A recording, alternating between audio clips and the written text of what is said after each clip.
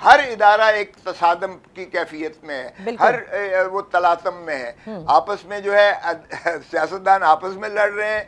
अदलिया बहुत एहतराम के साथ, उनका भी कोई इत्तेहाद और इत्तेफाक और ये गनगत जो होना चाहिए थी। और जो चीफ जस्टिस हमेशा पैटर फेमिलियस कहते हैं, father of the judiciary, father of the judicial system,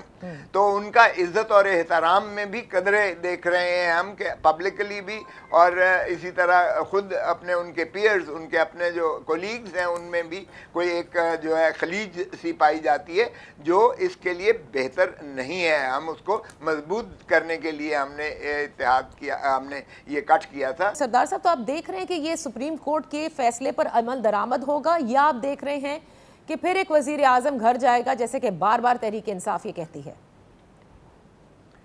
देखिए, मुझे लगता है कि सियासी शहीद बनने का शौक है, और कुछ तो बहुत पहले से कह रहे थे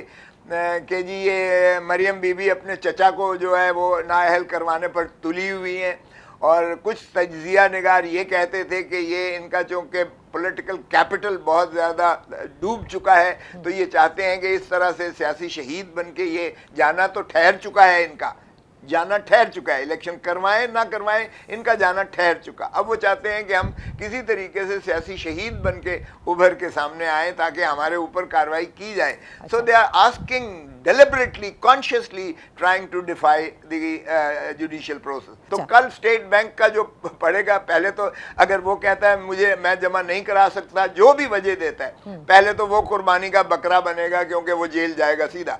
और अगर तो ये कुर्बानी का बकरा उसे भी बनाने पर, और वो भी बनने को तुला हुआ है, तैयार है, तो फिर दूसरी जो है जाहिर है कि आएगा। अगर वो कहता है वजारत ख़जाना ने मुझे किया है, तो फिर वजीर ख़जाना आ जाएंगे, और अगर वजारत ख़जाना कहेगा कि ये प्राइम मिनिस्टर साहब ने मुझे रोका है, तो फिर वो प्राइम मिनिस्टर साहब भी, जिस तरह यूसुफ रज़ा गिलानी ने कहा था ओवर माई डेड बॉडी में ख़त नहीं लिखूंगा और मुझे